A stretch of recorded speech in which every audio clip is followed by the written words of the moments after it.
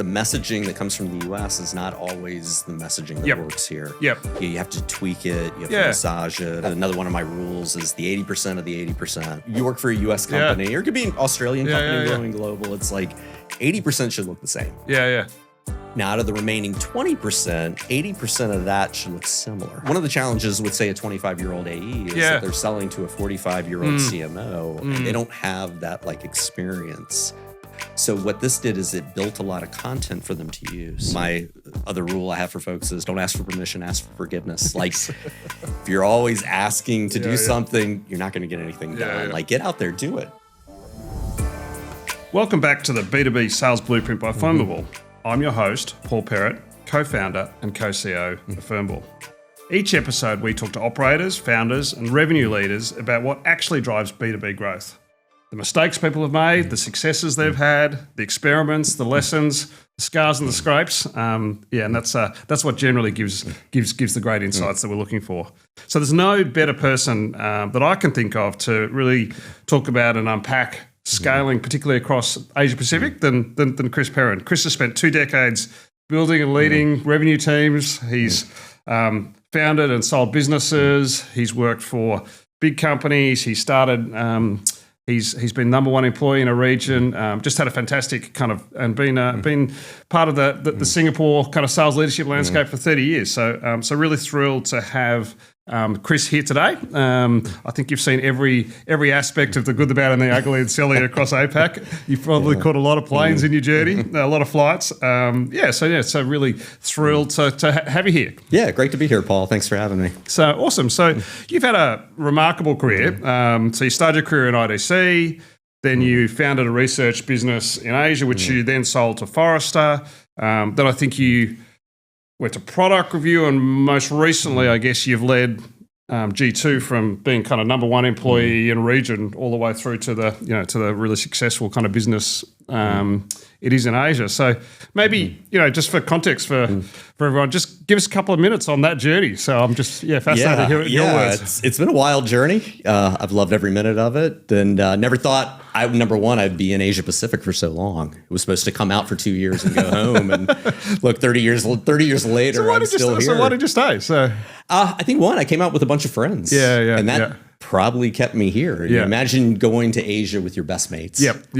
We had a great time, and we all met our wives at the same time. Right. So you have not just your family, like my wife and my 2 sons, but you have like your best friends living here with their families too. And so I think that's kept me here. I guess they're at high school now, and so you're pretty much embedded in here. Oh yeah. Singapore's home for us. Awesome. So sorry I interrupted you. So. Yeah, no worries. But so came out and kind of landed in sales. I think just naturally I had done sales before, but when I joined IDC, originally not in my LinkedIn profile, but I was an analyst. Oh, right. There you Absolute rubbish at it. So, and they looked and they said, you're probably a little bit better at sales. Right. So dove into sales and absolutely loved it. And during the .com boom, I worked for a company called DataStream. Went from being an AE to managing 12 people in 3 months. So, and that wasn't due to any unique skills of me. That was just the .com boom. It was just crazy. And I realized I loved go-to-market. I loved like kind of managing teams. Had no idea what I was doing though. I think we were successful in spite of ourselves. The market was growing so quick. I mean, this is like 98, 99. I mean, you could kind of do anything and be successful in that market if you were in .com. But I'd almost say I failed because I didn't know what I was doing. I mean, I was not managing people well. I wasn't managing myself well. But I did realize that, okay, this is what I wanted to do. And then ultimately was at IDC and had a smaller team, thankfully. And I kind of had a manager who taught me management. It wasn't the wild days of the .com boom. And then ultimately went back to school because I realized that, I knew sales. But I think if you want to be a very effective sales leader, you need to know a lot more than just sales. You need to know finance and accounting and marketing and even getting into more of the soft skills around HR. And I realized I just didn't have any of those. I was building products at IDC, and I just didn't have the credibility when I came into the room. I was the sales guy. Yeah. And I realized I needed to really build up my skills. And when I was doing my MBA, that is what really led to Springboard. Okay. That was when SARS hit in Singapore. I mean, way back when. Way back in the day, 2003. Yeah. Nobody was recruiting. And I went to INSEAD here in Singapore. Nobody was recruiting. And myself and a good mate from IDC, we had an idea that the thing you talk about at beers. Yeah. Like, let's do this. There must be a better way. way. We can do this. Like, we'd crush it if we did this. Yeah. And the opportunity cost was really, in many ways, was really low because, or high, whichever way you say it, because no one was recruiting. Yeah.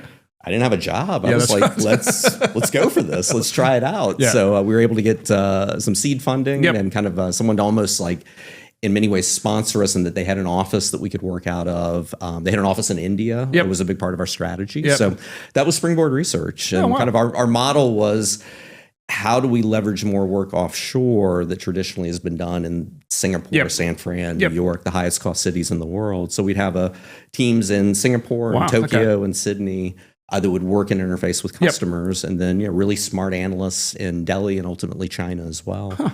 So we kind of became the local heroes in Asia Pacific, going up against the big firms, the US firms, and we expanded into the Middle East and Africa, Eastern Europe. So kind of transitioned from an APAC firm into an emerging markets firm, and ultimately had about 60% of our revenue coming from the US. So what was the size of the firm, and then you ultimately got acquired by Forrester, I guess? So we got close to 100 people. Wow. Predominantly, a lot in India and China, and then teams in the US, Sydney, Singapore, Tokyo, Dubai.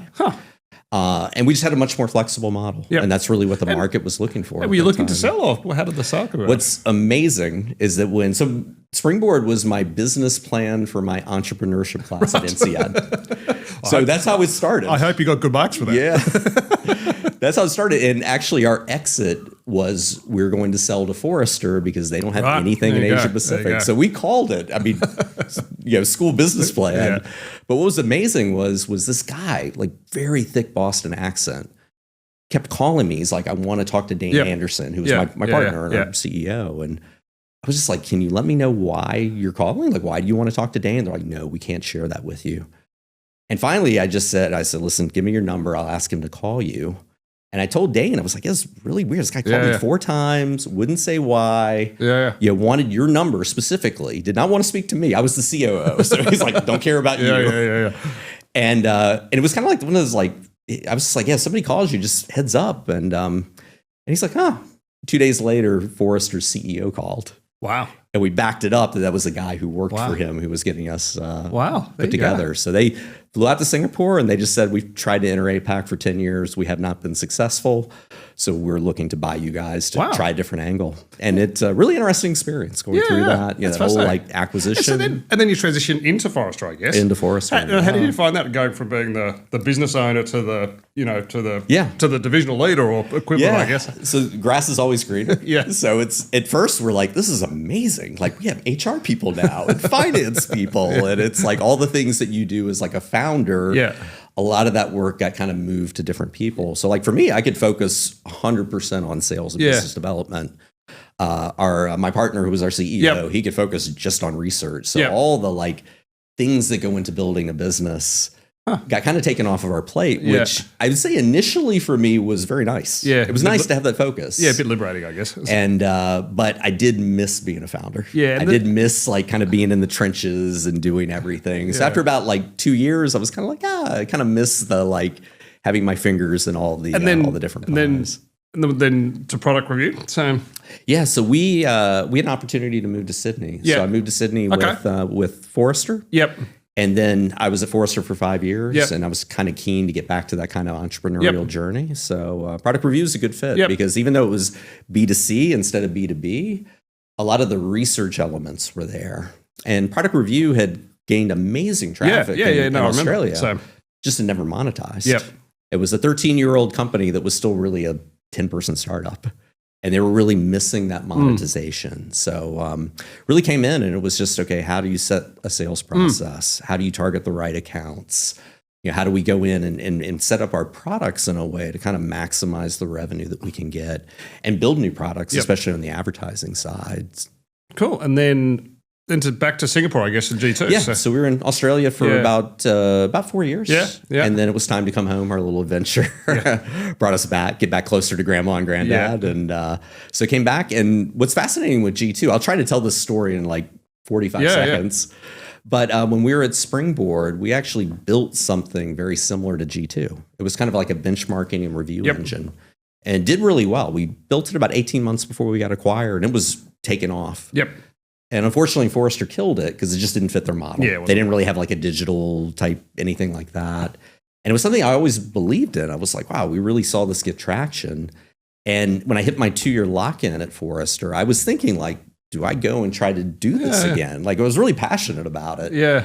And I started doing my research, and that's where I found G2. Okay. And I was like, someone's doing this. Okay. And so then you hit them up, did you? So because they didn't have any presence in Asia at that point. Oh yeah, they were in their first year. Right. Oh wow. So it's really early. Yeah. So I signed up. So you found them. Wow. Yeah, I found them. So I signed up, and then kind of decided I'm going to stay at Forrester. I'm not ready to go out on my own yet. And 2 years later, G2's then and now current CEO, Godard Abel, cold emailed me on LinkedIn. He just said, I want to do a data deal with Forrester. You're the only one from Forrester who signed up on G2, so I'm starting with you. And like immediately, like we got on a call, and I was like, I know all about G2. You know, I talked about you guys internally at Forrester. So I got him linked in with our CFO. We actually had pretty extensive conversations. There you go. And he always was like, God, nothing happened, but I appreciate like you did me a solid. And I told him, I was like, when you're ready to come into Asia Pacific, let me know. I'd love to be part of this. Took 5 years, but it all happened. And I'll ask you a little bit about G2 in a second, but I'm fascinated. So one question, and you and I have both had lots of conversations with younger salespeople about career planning. Like, and you've just had an amazing journey. Like, was it pre-planned? Like, how did, what advice would you give, I guess? And as you think about how to navigate things and. Yeah, I think one is just always be learning. Yeah. Don't get in that like, I know it all. Like, this is how you are as an AE, because it's continually evolving, and just keep networking with people. You never know. Like Godard, reached out to me, had a conversation. It took 5 years. It feels like you were very open to opportunities and open to taking risks, I guess.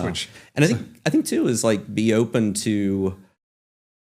If you think about it, when I joined G2, I mean, I had a fancy title, but I was a BDR and an AE. I was out there on the phone. I was out there, and I think having that openness to say, like, I think that's so true. Like I'm willing to kind of step back into this role to get things spun up, to get things going. I don't need a bigger team. I don't need to have a linear kind of, no, 100%. So, and so for those not familiar with G2, I guess, paint a picture of, I guess, the business and, and what it does, and then we can kind of dig into how you made it successful in APAC. So G2 is the world's largest B2B software review site. Yep. And G2 just recently acquired. We're a customer. We're a firm as a customer, as you know. Customer, We've had a long, I think, 3-year relationship now. So amazing. Thank you for that. But G2 just recently bought out Gartner Digital Markets. So they've added now Capterra, Software Advice, and GitApp. So it's gone from the biggest with kind of a strong number 2 to now kind of owning in many ways that space. So that was very recent. That was just back in January the acquisition took place. And I guess for context also, you've after, what was it? 7 years. Yes, you've just recently stepped out. So you're just wrapped up with G2 in February. So new chapter for G2 with this acquisition. So it was a good chance to hand over the reins and finish the year up and have that nice exit. And so I'm cheering from the sidelines. For sure. So I guess you've seen this kind of industry with, I guess, the software review industry. How should CROs think about the way and the role that plays in the buying process, and like kind of unpack that for us a little bit? And so it's really interesting. I've been a big believer that actually reviews are better for sales than they are for marketing. Right. Which is interesting because G2 sells to marketers predominantly. Okay. Why is that? I think it's just building that trust. I think it's, I've seen people that have used and gotten religion on reviews. And I think for sales teams, they don't come to reviews naturally. It needs either somebody from G2 or most often like the CRO kind of really pushing it. But we've seen that, buying's not easy. No. You got so many different options out there, and it's one, am I making the right choice? And then how do I make that right choice successful? Because I just put put my reputation on the line in buying this vendor. So I think it's getting sales teams leveraging that review content and showing that, hey, you're not the first person who's going to have used the software. We have other people that have used it quite successfully. Here's an example of someone using it for the same use case that you have. So we've seen, like, for example, AEs will go through and find the reviews that match that use case and send it as a follow-up. And that is really big in building that trust. Also data. What's the data on how long did it take to go live? What was the ROI? I mean, typically when you're getting close to a deal, that's what a buyer asks. It's like, how quick do we get up and running? And how quick am I going to see my money back? And using that third-party data for that, as well as competitive, just like how do we rank vis-a-vis other vendors for things that might be really important for you? So there's a discovery element, I guess, at the top of the funnel. And then you've also got a validation element as you go through the sales cycle. Is that the way to think about it? So typically the buyer is more in control at the top of the funnel because they're out there doing research. Whether it's on G2 or the data from G2 feeding into the LLMs like OpenAI and Gemini and things like that. And then when the sales rep, now you have an opportunity, you have a lead. That's where I think the sales rep can leverage G2 to be very proactive with that voice of the customer content. And it's amazing how little people do that. It's funny, and you made a really interesting comment before you said it can be really hard to buy. And I used to say that to the reps at Aconex. I'm like, most of our customers have never, Aconex was construction tech. I used to say to our guys, like, no one's, most of our customers have never bought your solution before, so they don't really know. So you know much more about how to buy it than they do, and this is quite stressful. I know you're stressed because you want to get the deal closed, but they're stressed as well, and in some ways they've got more riding on it than you do. So just that reflection on how you can use, I guess, kind of customer validation to kind of pull people through that kind of buying process. That's super interesting. Build the trust, reduce the stress. And help them understand that, especially for a champion, because they are putting themselves out there. It's like, hey, other people have used this successfully. People like our biggest competitors or people in our industry or people of a similar size of ours. So I used to joke at Forrester, like we didn't sell research, we sold insurance. That CIO is basically saying, hey, if this doesn't go well, at least I can say the analyst said it was good. Exactly, for sure. And I think people are looking for that kind of validation and that. They might have already chosen you as a vendor. But they're like, help me sell this internally or help me feel good that this is a really good decision. Help me sleep at night during those bumpy few months of implementation. And you just touched on it then. So how is AI changing the way that this buying process works, this research process works? And is that, what sort of implications has that had? It totally threw it all out of kilter. I would say in positive ways. I think it's much easier for buyers now. If you looked at the buying journey when I started at G2, it was a buyer goes to Google and they search in some very broad keywords. Best marketing automation. Best CRM for blah or whatever. So. And they would get various blue links of which, G2 was probably one of them. And they would come to G2 and start doing research. That was typically how most of the traffic that came to, say, our category pages. People top of the funnel looking for vendors. Maybe they would look at, maybe they knew of a vendor, HubSpot. Alternatives to HubSpot, competitors to HubSpot. But it was very basic kind of Google searches. They come in from 70-80% of our traffic came from Google. And then they would navigate and start researching vendors and things like that. With the LLMs, that's where a lot of people are going right now because the search is. And just is the searches different? Are the searches different? Or? They're getting a lot more conversational with the search. Okay. So I think we've been trained for 20 years to say best marketing automation software. Right, exactly. And now you see people saying, I want to learn about the best marketing automation software for a mid-market retailer in Australia. And it's a much more conversational search. And that's pulling data from G2, from, say, Capterra, from the web, from blogs, all together. And the LLMs are much more effective at synthesizing and pulling information from review sites, I guess. So that's presumably has elevated the importance of... It has. Review. Is that simplistically the right way to think about it? Or? 100%. They viewed review sites as a trusted source of material. So if you looked at what were the biggest... contributors to, say, like an OpenAI, it would be Wikipedia, Reddit, G2. For software, G2 number one. G2 was, I think we were trying to remember the slide now. I think we were like 7th or 8th overall not just tech, but overall as a contributor, because so much software research had shifted to the LLMs. And I think it was really beneficial if you have reviews, very beneficial, especially for smaller vendors as well. There was a vendor that we worked with here in Singapore that they did CPQ for the manufacturing industry. Which is pretty niche. Pretty niche. Yeah. You know, even so Google organic search, really hard. Because they're competing against Oracle and Salesforce and SAP, who do manufacturing as well. But slightly bigger. So then you get into G2, they did well. You know, they were a high performer, but they could only get so many reviews because they did manufacturing. But in the LLMs now, the LLMs are going through the G2 reviews and realizing that, hey, it's getting better at the segment kind of. These are all tagged manufacturing. They mention manufacturing. So then when you look at CPQ for manufacturing and an LLM, they come out typically either number one or they're together with Salesforce and Oracle. So that discovery, if you do it the right way, if you have reviews and you kind of angle those reviews towards maybe the niches that you're strong in, like it's a vertical or it's a segment or even a country. A specific country, the LLMs are picking that up and making that discovery because the questions the buyer are putting in are so much more detailed and more conversational. Okay. Oh, fascinating. So I guess changing gears. So you started as G2, you were it. So talk me through how you built the team, what the process was, what the learnings were. So. When I started with G2, it was just me. Me in a home office wondering, okay, how do I get this going? And we were bootstrapped. There was no budget for G2 APAC. It was like, hey, Chris, we like you, come join us. But we don't have budget to hire a bunch of people right now. So, and it really had an impact on me in a very positive way because we did bootstrap. And I think having been a founder, I think I brought the founder mentality to it. It was like, you've got the founder gene. It's like this is, even though it's G2, like this is my business that I have to grow. And it really brought something out that I call grow slow to grow fast, which I think is very applicable in APAC, which is don't dump a bunch of money into something, like get it going. Like I was in BDR, AE, CSM, I was everything for the first roughly 4 months. As we kind of built, and basically it was like you have to eat what you kill. So it was me out there driving pipeline, closing deals, and then we hit a certain mark. It's like, great, Chris, go hire your first AE. And then we would go and. So what was the point when you felt you're ready to hire that first AE?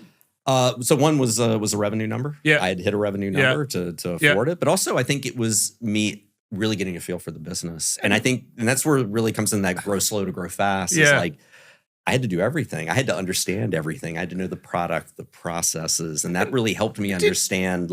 Did you iterate much on the positioning? Because it's almost a founder journey, that where you kind of you're the founder out there in founder sales mode. Making sure you kind of understand the motion. And and that's where our positioning and messaging came from. I mean, I realized very quickly, number one, India, ANZ were our big markets.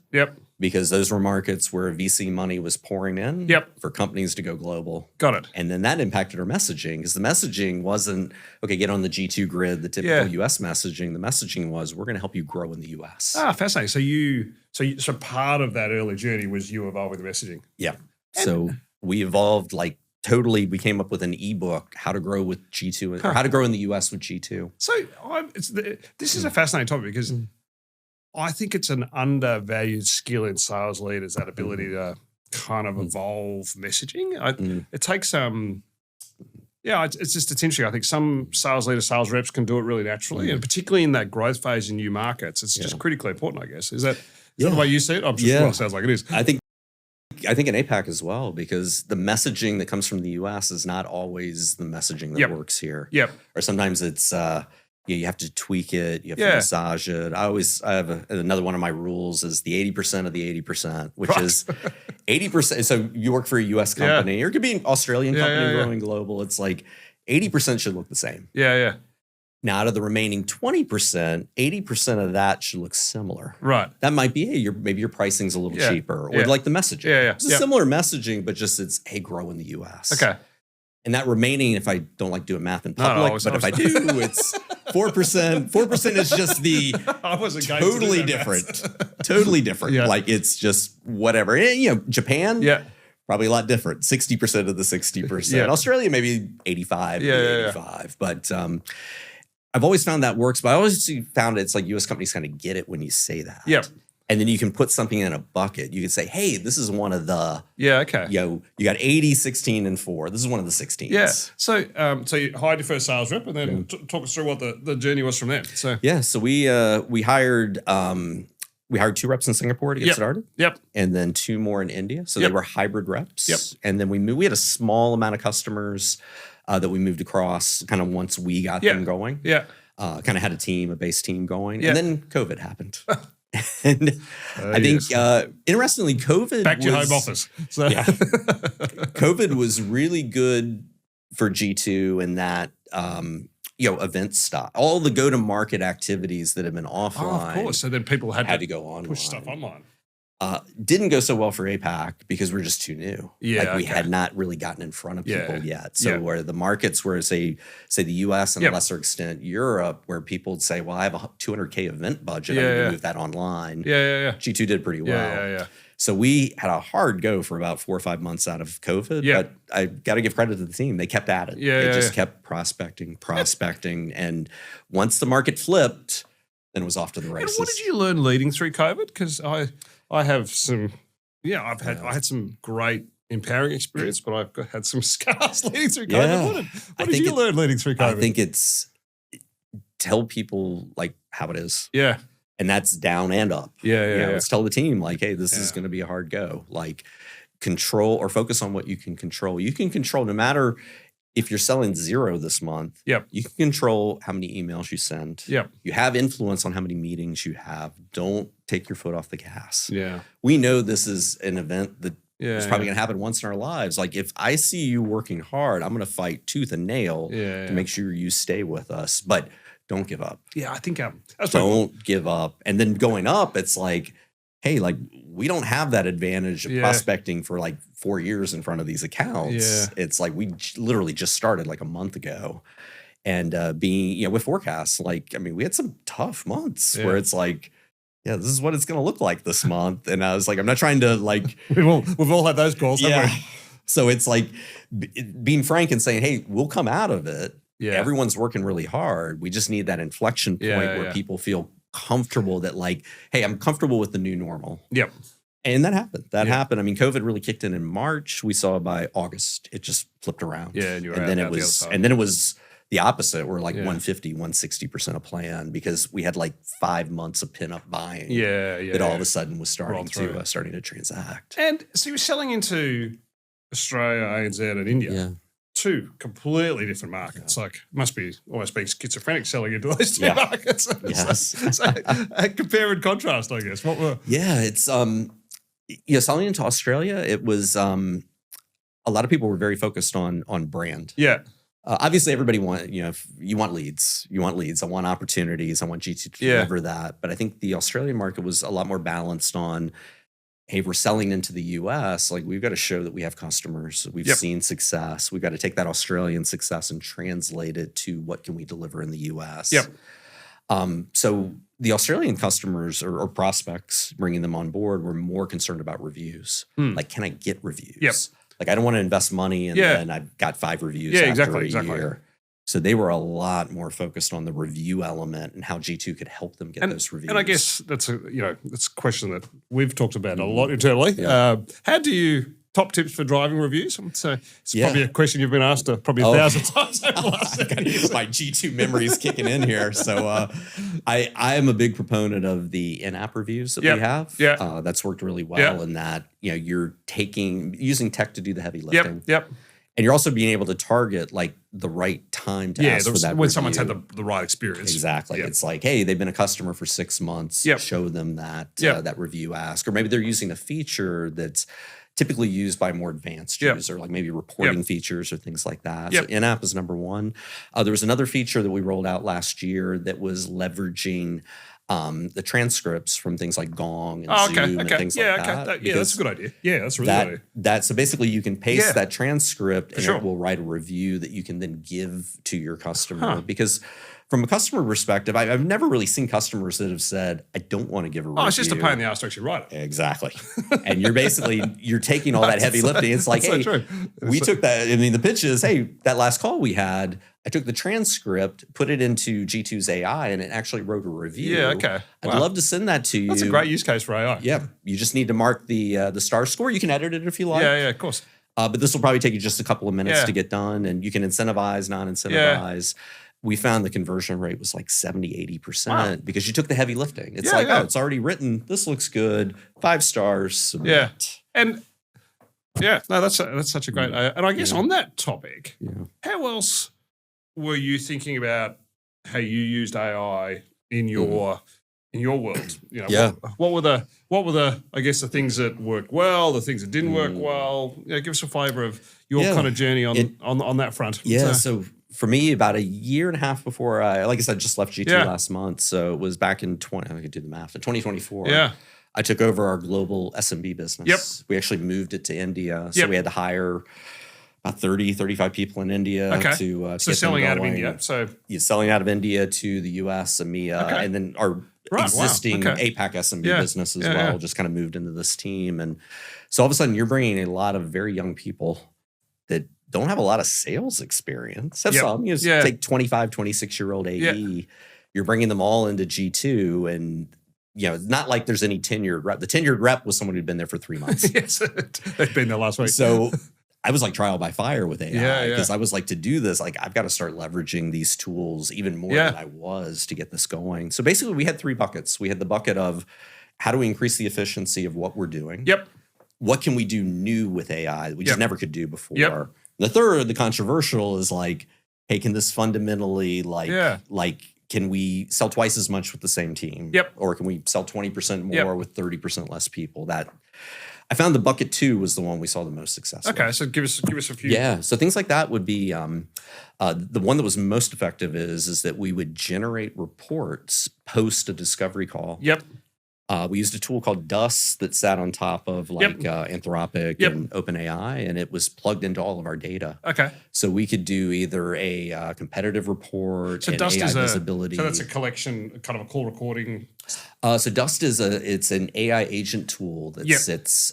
So you could basically create these agents. So I had an agent to create an AI visibility report. Okay, fascinating. So you could go in and you just had to put their link on G2 and the title, and you could even link a gong call to it. Yeah, okay. And 4 or 5 minutes later, you get a nice 10-page report. And I guess this all sits on top of a Gong or we used you could plug it into Gong, Snowflake, all your Google devices. So it was really good. So it kind of used the Claude engine. Yep. But then it had the agent where it could pull the data in to go into Claude. It was a pretty amazing tool. Huh. And so one of the challenges with, say, a 25-year-old AE is that they're selling to a 45-year-old CMO, and they don't have that experience. So what this did is it built a lot of content for them to use. So, and did that make them more confident, or did it make them sound more authoritative, or more confident, credible, more confident, all the above, more credible, value add too? Yeah, okay. Saying, hey, hey Paul, post our call, I put together this report. This is really going to dive into your AI visibility with G2 and look at you vis-a-vis your competitors. Okay, so I guess that's classic telling someone something they don't know. Yeah, 100%. It was it helped give them that credibility, and we had to train the reps outside of AI. We had to say your value proposition is G2. So using AI to drive insight so you can then lead with insight in the sales process, I guess. Yeah, 100%. And we saw our conversion rates skyrocket after we started using it, because it was people looked and they're like, especially the competitive, they're like, oh, okay, these guys are either way ahead of me or maybe, hey, I'm doing good. How do I take advantage of this? Who implemented this? That was me. Wow. Yeah. So we were the first. Our IT team started using Dust, surprisingly. Yeah. Okay. And I looked at it and I was like, "This is what I've been missing," because we did a lot of this with Claude and ChatGPT, but it was more manual in nature. Yeah. Okay. Another thing that we did that we moved into Dust that we did a lot with Claude and ChatGPT was Gong call analysis. Yep. So we'd have a theme every month. It could be specific best practices a rep should do. It could be objection handling. It could be how you handled the call. And we would just pop all their Gong calls into that and give them a customized report with a coaching plan that their managers would use. I love the coaching. It's really good. Yeah. Because prior to that, what did I do? I listened to the calls. Yeah, well, that's the thing, right? It's a massive unlock, right? How many calls can you actually listen to? Yeah. And then we would also share. So the deal was okay, rep one, I'm going to analyze your call, but share it with everybody else. Yeah. Rep one would get value out of it. The rest are kind of like, well, that wasn't me, or like, they weren't as into it because it wasn't their call. Yes. So you're really limited from a bandwidth perspective. Yes. Like how many calls? I mean, I kind of do like 2 or 3 a week if I'm lucky. So is the implication for that managers in this new world, if set up properly, can manage more reps? Is that one of the implications of it? I think to a degree, yeah. Yeah, okay. I think you can. I think if you get not just with the call coaching, but like we did forecast as well. We looked and we would go through and use all 18 months worth of data on deals and say, okay, here is your forecast for the month. How does this line up with historically how we've done? Yeah. Huh. And I know Gong tries to do that. I actually found that doing it through the LLMs was even better because you could pull a lot more data. Yeah. So we would look at things we do exactly that as well. And that was really useful for a forecast call because instead of going through every deal, you're like, okay, well, particularly when you get a bit of size, there's a bit of size. Yeah, it's like you got 10 deals. Actually, there are 3 we really need to focus on. So that's an awesome story. Yeah. But an initiative you tried that didn't work, I guess? Yeah, I would say the thing I struggled with, and even with I love Dust, it worked really well, but just sometimes the data getting into the LLMs. Right. I would say we still struggle with hallucinations. When you'd look, it never got to the, or I can just run this and be confident. Yep. Like we would have to, whether it was myself or one of the managers running these reports, we would have to review every single one. And I was often going back and I'm like, hey, this report stopped in October. We're in January. Yeah. Things like that. So I think if there's one thing, it was the confidence in the data. And I think the other thing is, and I don't know if it was G2 or all companies, it's like, it feels like people are still afraid of AI. It's like you build, like we built a lot of GPTs and ChatGPT to get started. And I was like, listen, these are meant to save you time. So we had one for our BDRs where it's like, BDR, take your Gong call, paste it in, and then you're going to, instead of having to type and email or whatever you're doing with the rep, you're going to get this nice summary that you can give to the rep. That's going to be way better than the notes you could ever do. Exactly. Struggle to get them to use it. It was almost like they had to live the pain to use it. I don't know. We had a couple of these where, and some people take to it really quickly. And so I guess the natural question is this new world of AI change the rep you hire? So I think in some ways it could, because it's like you really need to use the tools. Yeah. I had one AE of ours that was in India in November, and she just said, "Oh my God, that GPT!" She's like, "I use it for every call." Yeah, and I was like, "Yeah, but we rolled that out in May. Like, why did you just start using it like a month or 2 ago?" Yeah. And she was like, "Yeah, I was afraid of it. Like I didn't like it was like this hesitancy." It's funny how just your work patterns ingrained, isn't it? Yeah. So I guess So as one question I get asked a lot as a sales leader, as a CRO, like you're so busy, you're so busy as running the team, closing the month, closing the quarter, you're engaged. Like it's actually really hard to get the headspace and time to experiment with AI. Like, what's your advice with sales leaders who just feel a little bit overwhelmed and they know they should be doing something, but they don't where do you advise people to start? Yeah, I just had a daily reminder to think about AI every day. And that was it. And it was like some days it was like literally just a couple of minutes going like, hey, what have I done? Do I need to do something? But some days I would try to think, like you said, like I was working crazy hours and late night calls. So it was always hey, is there something that I can invest the time and get a good return? Yep. So like those reports were great because we saw the amount of time our managers had to get involved decreased. Because now the rep had confidence. The rep was giving like really good content, and we just saw the conversion rates were going up. So it's like, wow, we just saved like that time across I had 7 managers. Yeah. Probably saved them all 5-10% of their time. There's a bit of a mind shift to, you might have to spend a little bit long. So, and I kind of had to stop myself about a month or so ago. I was just doing stuff that I knew I could do in about 10 minutes. Yeah. But if you're like, well, if I spend an hour on this, I could probably create a system, a bit of a process using AI, using Claude, whatever, that actually gives a better result and that I don't have to do next time. So I don't know. I am struggling to kind of make that transition? Yeah, it's hard. There was a lot of things I wanted to do. I just never got to, like reporting for me. Like reports came from Salesforce, and we had data and our Snowflake, and it's like, okay, how do I need to pull it all together for our managers, but it was a very manual process. I reckon that's one of the big unlocks for sales managers is CROs, is the ability to become their own analyst. Yeah. Because once you've got your inputs coming in, you can just query it, and it's just a huge unlock. So that's fascinating. So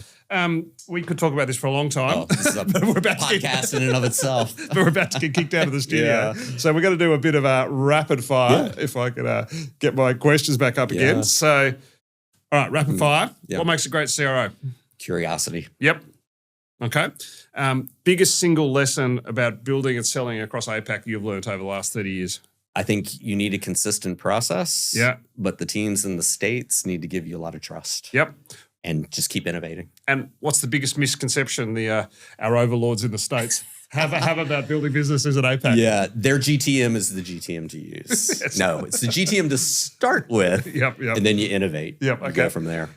One great trait that every revenue leader in APAC has, other than curiosity. Other than curiosity, I think just that entrepreneurial innovation. Yep. It's like you got to keep what works today might not work tomorrow, and what works in the States might not work here. You have to keep changing, keep thinking. So will AI reduce sales headcount? Short term, I don't think so. No. I think it will increase efficiencies. Might slow hiring a little bit. Like, are you going to hire 5 people, 10 people next year? Maybe you can hire 2 or 3. Yeah. I don't think it's going to cut headcount. Now it's moving fast. I mean, a year, 2 years from now, I might have a different answer, but I think it's going to increase the efficiencies that folks have. Okay. And if you had to summarize your philosophy on building revenue engines, businesses across APAC, what would it be? What's your... Yeah, I think kind of back almost to what I said before is like, have a consistent process. Yeah.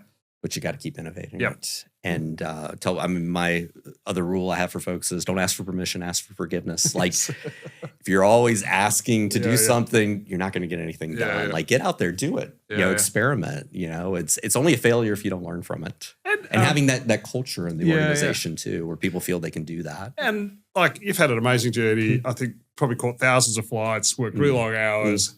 How do you, and this may not be a quick question, but what's your advice to other sales leaders and how to manage yourself? And so, this is one I struggle with. Yeah. I mean, working, especially I've worked for US companies where you have late nights. And what do you mean you don't want to do the forecast call at 2 a.m.?